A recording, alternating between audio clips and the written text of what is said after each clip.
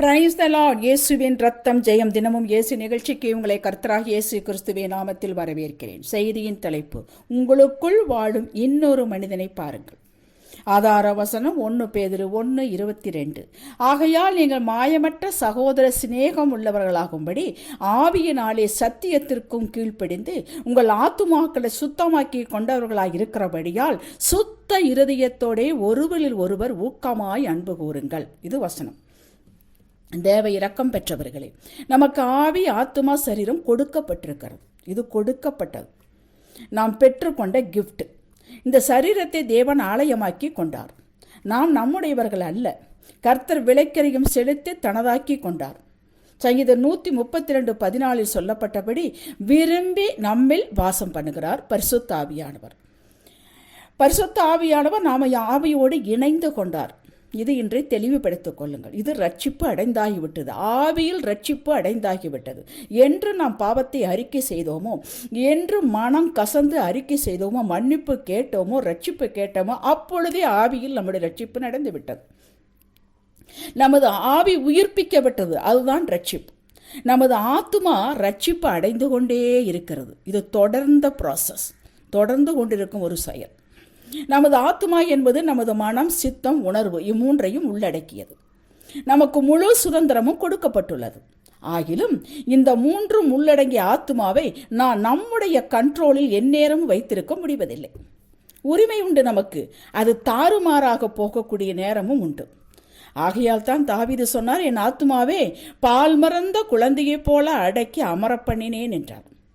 இந்த ஆத்துமா தினந்தோறும் கழுவப்பட வேண்டும். இதற்குத்தான் இயேசு லூக்கா 11:40 இவ்வாறு கடிந்து பேசினார்.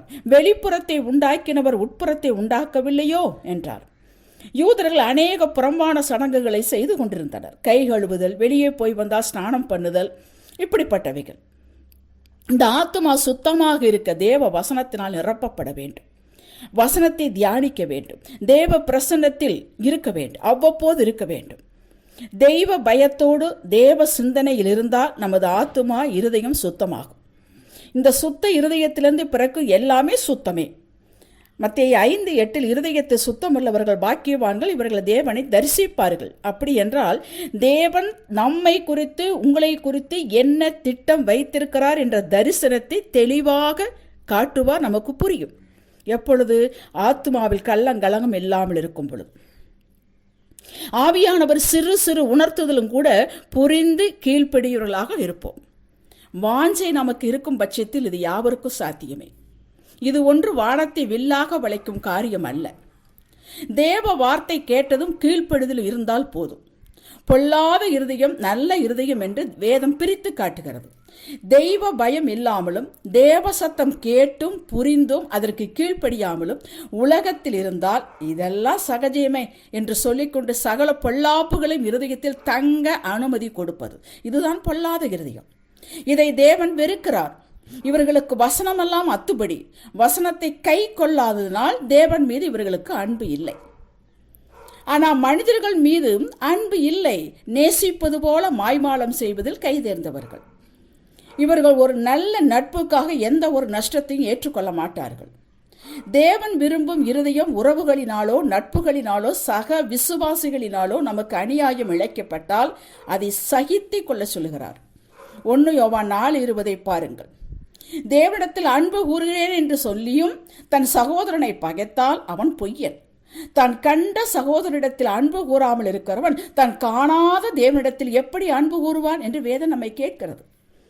நாம் மற்றவரிடத்தில் அன்பு கூறுவது உண்மையாய் வழக்காடக்கூடிய நிலை வந்தாலும் வழக்காடக்கூடாது.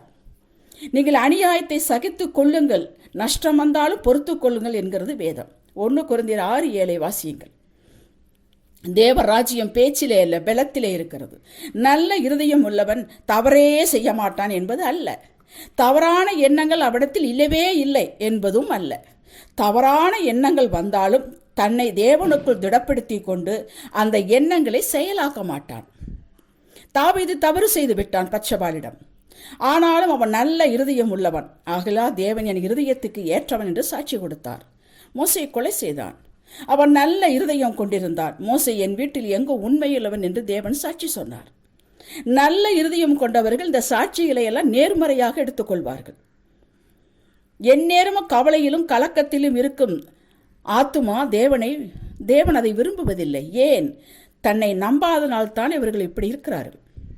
எது நடந்தாலும் நடக்காவிட்டாலும் சரி, தேவன் என்னோடு இருக்கிறார், அவர் எனக்கு குறித்திருக்கிறதை நிறைவேற்றி முடிப்பார் என்ற ஊக்கத்தோடு ரட்சிப்பின் சந்தோஷத்தை அனுபவித்தவர்களாய் மற்றவர்களையும் தேர்தல் படுத்தி மகிழ்ச்சியாக இருப்பவர்களையே தேவன் விரும்புகிறார்.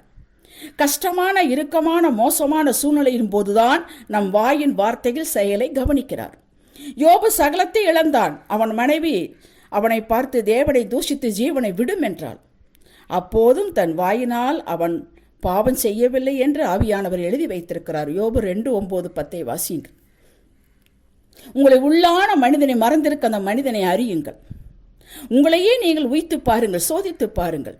உண்மையை காண்பது எப்போதுமே சுலபமானதல்ல, சற்று கஷ்டம்தான். ஆனால் உண்மையாலுமே தகுதியுள்ள வாழ்க்கையை பெற்றுக்கொள்ள அதுதான் தொடக்கமாகும். ஆமேன். வாருங்கள் ஜெபிக்கலாம். அன்பு இரட்சகரே, இஸ்ரவேலின் பரிசுத்தரே, நீர் பரிசுத்தர், ஆகையால் எங்களையும் பரிசுத்தராய் இருங்கள் என்று எங்களுக்கு கட்டளை கொடுக்கிறேன். பல நேரங்களில் எங்களால் அது முடிவதில்லை. இந்த பலவீனத்திலிருந்து நீக்கும் ஐயா. தாவீது கேட்டது போல சுத்த இருதயத்தை எங்களிலே சிருஷ்டியும், நிலைவரப்பட்ட ஆவியை எங்களுக்குள்ளே புதுப்பியும். ஆண்டவரே, புதுப்பியும் கர்த்தாவே. பல நேரங்களில் தொடர் செயலை செய்ய முடிவதில்லை. பல நாட்கள் செய்து சில நாட்கள் செய்யாமல் விட்டு விடுகிறோம். இந்த பலவீனத்திலிருந்து எங்களை நீக்கி புதுப்பியும் கர்த்தாவே. எதை எடுத்தாலும் தொடர்ந்தேச்சியாக செய்து முடிக்கும் வல்லமை எங்களுக்கு இப்பொழுது கிடைக்கட்டும் சுவாமி. உம்முடைய கண்களில் எங்களுக்கு தயவு கிடைக்கட்டும் கர்த்தாவே. நாங்கள் ஸ்தோத்திரிக்கிறோம். எங்களிடம் மாயமற்ற விசுவாசத்தையும் மாய்மாலமற்ற அன்பினால் எங்களை நிரப்புவீராக. அந்த மாய்மாலம் எங்களுக்கு வேண்டாம் கர்த்தாவே, நிரப்புவீராக சுவாமி. உமக்கு ஸ்தோத்திரம். சகல மகிமை உங்களுக்கே, இயேசுவின் நாமத்தில் பிதாவே, ஆமேன்.